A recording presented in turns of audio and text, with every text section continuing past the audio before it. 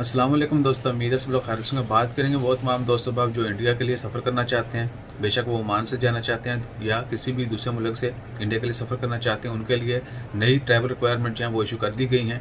आज 17 फरवरी 2021 बुध का दिन है।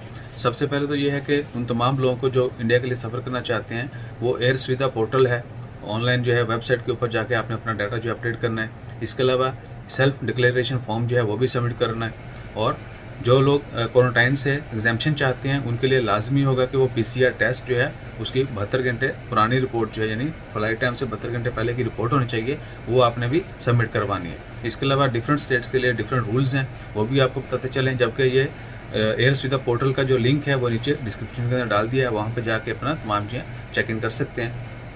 वो तमाम लोग जो मुंबई के लिए सफ़र करना चाहते हैं, उनके लिए 7 दिन का क्वारंटाइन लाजमी होगा और वो उनकी अपनी कॉस्ट पे ऊपर होगा। वो एयरपोर्ट के किसी भी करीबी होटल में जो है बुकिंग करवा सकते हैं। उनके लिए लाजमी तौर पर 7 दिन क्वारंटाइन में रहना होगा। उसके अलावा क्या है कि उन्होंने जहाँ से जाने से पहले भी जो है ना कोरोना का टेस्ट करवा के जाना है। इसके अलावा वो तमाम लोग जो कर्नाटका के लिए सफ़र करना चाहते हैं, उनके लिए लाजमी होगा कि वो कोविड-19 की फ़्लाइट टाइम से 72 घंटे पहले रिपोर्ट जो है नेगेटिव होनी चाहिए, तब जो है उनको सफ़र की इजाज़त दी जाएगी।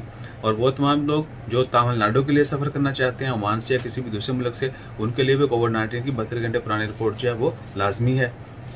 इसके अलावा उनके पास है कि टीएनई पास जो है वो भी उन्होंने सबमिट करवाना है।